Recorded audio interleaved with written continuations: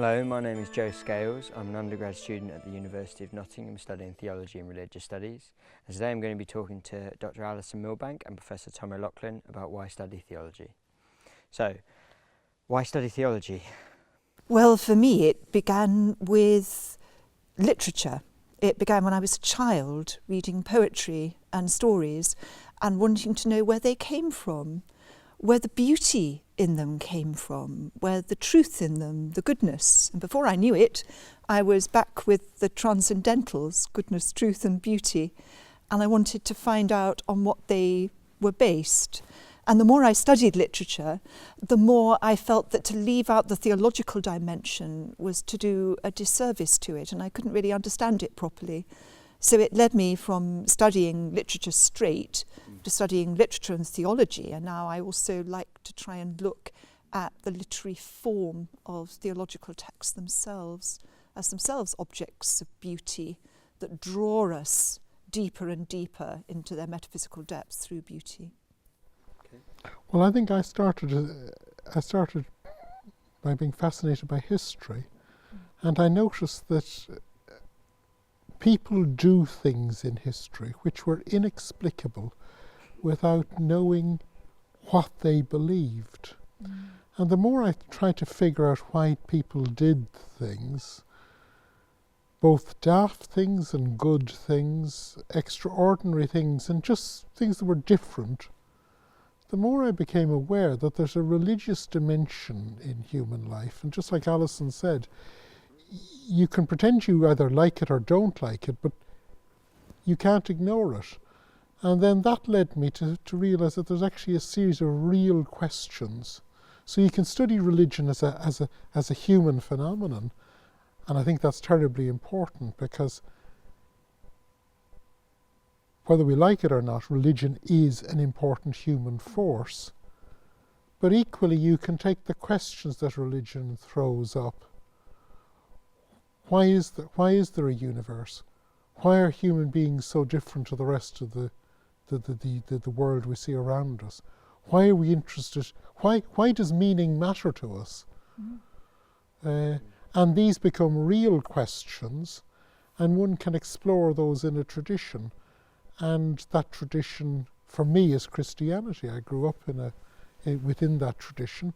And even where I disagree with that tradition, I find that tradition is rich in the questions it gives me, and it's rich in the ideas it offers me. So I'm both interested. Alison said she's still fascinated by literature. I'm still a historian, but I'm also a theologian. So from kind of both your answers, I've got the impression that it pertains to human ideas and what kind of relates to what it is to be a person, but coming at it from very different perspectives. So from a historical study of the traditions and the study of what people and also traditions have produced in the form of literature, and it all comes together in this field of theology. What would you say is the significance of continuing to study it? So why would it still be important? We've been doing this for thousands of years. Why do we still need to do it? Well, these questions have not gone away. In fact, what's really, really sad about the modern world is we've closed down the hatches. We're not asking the big questions in our educational system. Theology allows you a lens to ask the deepest questions about everything in the world. And you can take different ways into it, but we still need them all the more. And in fact, all the cultural productions of our own day are still completely dependent on these traditions of questioning within particular traditions. You need a tradition in which to think, as Tom was saying.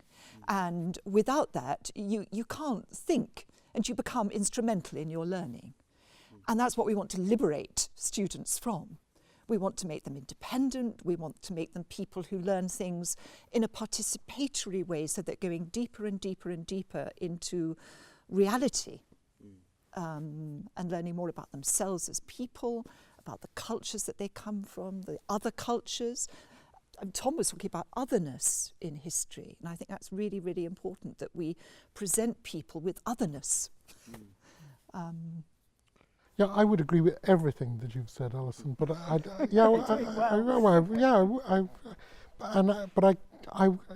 actually come at it slightly differently as well. I'd say that it's very common in our society for someone to say, "Well, I'm not religious," which is a little bit like the equivalent of someone saying, "Well, I'm not interested in football."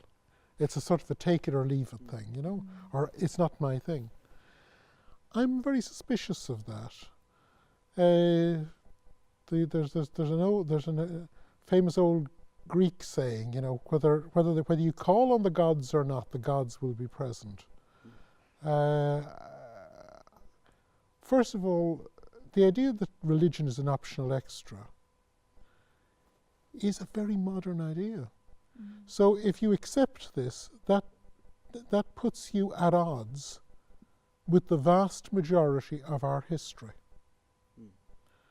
We can't even understand something that happened 100 years ago without taking in the religious dimension. I'll give you an example of that. I've just been to see the film adaptation of Vera Brittain's account of her work during the First World War, and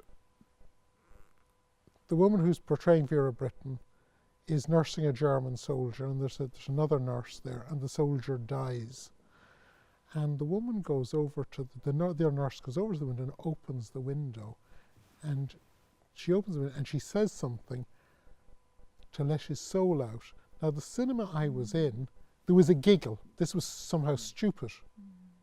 People could not understand that event. And yet the idea that one opens a window when someone dies is actually a standard part of Christian practice for hundreds, if not from the very beginning. So it was very interesting. Here was something that happened 100 years ago that Vera Brittain records, and she just records it. She doesn't record it as something unusual. She recorded it to point out that the other nurse, it's a German who's dying, a British nurse opens the window, and within Vera Brittain's account, this was the recognition by the nurse that the enemy was a fellow human being to whom she had a final duty to release his soul. Now, you'd say, oh, that's mythic thinking. It is mythic thinking, but it's mythic thinking that belongs to our past. But for many people in the cinema in which I saw the film, this was an alien language. So a religious illiteracy cuts us off one's past, but it also cuts you off from most other societies in the world. And from our present. I have students working, for example, on Cormac McCarthy, modern American novelist. It makes very, very little sense to understand Cormac McCarthy's work if you don't understand the Book of Job.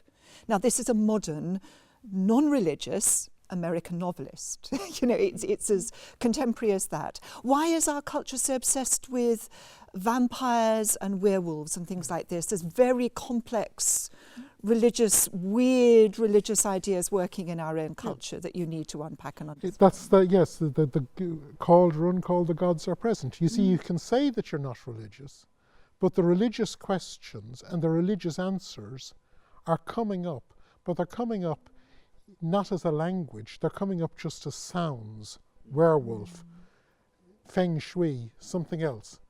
Whereas actually the important thing is to be able to form those into something that is more than a celebration of one's emotions. Quite. To actually begin to think with them. Yeah, and think in a sophisticated way, and not just simple black and whites. The famous line in 1984. Where politics introduced what is it? 2 legs good, 4 legs good, 2 legs bad. There's an element in which the way people who decry theology actually end up tackling the theological questions, which, as Alison said, they haven't gone away, but they tackle them instead of with a serious it's as 2 legs bad, 4 legs good is to political discourse and constitutional reality. Some of the do-it-yourself substitutes for a sophisticated religious and theological literacy are equally banal. Do you think there's an extent where perhaps this is not quite accurate, but how our culture with Wikipedia and things like that, we want to have instant access to answers? But from the kind of language you both use and of how theology asks deep questions, meaningful questions, it almost seems like it's more about the journey than the destination. Is there anything about that which you find theology is a joy to study, particularly because there isn't really an end to it? That's the kind of question. That's why I'm looking at you. I know. Yes, you're absolutely right. It asks questions, but it gives you the tools and the tradition in which to ask the questions. And I'm not saying it doesn't give answers. That would not be true. But you're right. It is all based on an idea that there is always more to learn, but it is metaphysical. It wants to take you beyond the material, beyond the physical, and show you the basis upon which we ask those questions. So I'm not trying to deny, I'm not trying to make it sound airy-fairy, you know, we just ask nice questions, because obviously it's more harder-edged than that. I think it's always dangerous to think that suddenly the latest thing has suddenly changed the cultural landscape. Yes, Wikipedia is fast, but the instinct for Wikipedia has always been there. You know, there's people are going up to Plato and to Jesus, and they wanted the answers. You know, like the young man going up to Jesus saying, "What must I do to inherit eternal life?" That's the equivalent of, "I don't want to be with you, Rabbi. I don't want to have to go to all the learning. I certainly don't want to have to get in all the just quick, give me the answers. Let me download the answers." So I think the Wikipedia instinct. You can see the Wikipedia instinct in some of the people that Plato portrays coming up to Socrates in Athens, and certainly that the gospel writers portray coming up to Jesus looking for quick fixes. But the thing is, wisdom is harder to get at. You know, the Jesus answer to the quick fix is come and see. You actually have to do it slowly. And I think one of the difficulties of studying theology is that you've got to be prepared to spend as much time thinking about the question and the answer as finding out what everyone else said about it. It's doing theology is a praxis, and it's slow, but it is. But I would say it's slow. It doesn't. You can't say it's not like, you know, learning how to fix something. But I think being able to ask the question is its own reward to some extent.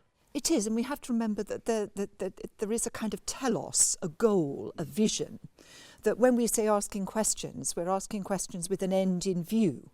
It might be the common good, it might be truth, it might be goodness or whatever. And that determines the journey that we're on. And it's those very traditional idea of a kind of teleological journey that comes out of the Greek tradition, for example, that certainly I feel I'm bound upon and I'm bringing my students to. And we're teaching them to read. I know that sounds really simple and boring, but that is something that they're not learning to do. The joys of giving yourself to a text and joining in that kind of community of learning and becoming a scholar. No matter whether they go off to write musicals, as one of my students did, or work in advertising, learning to read will never ever desert them. And learning to read generously, creatively, is so important. So I think that's about all the time we've got for. So if you're interested in reading, come and study theology, and it will be a lifelong journey. Thank you. Thank you.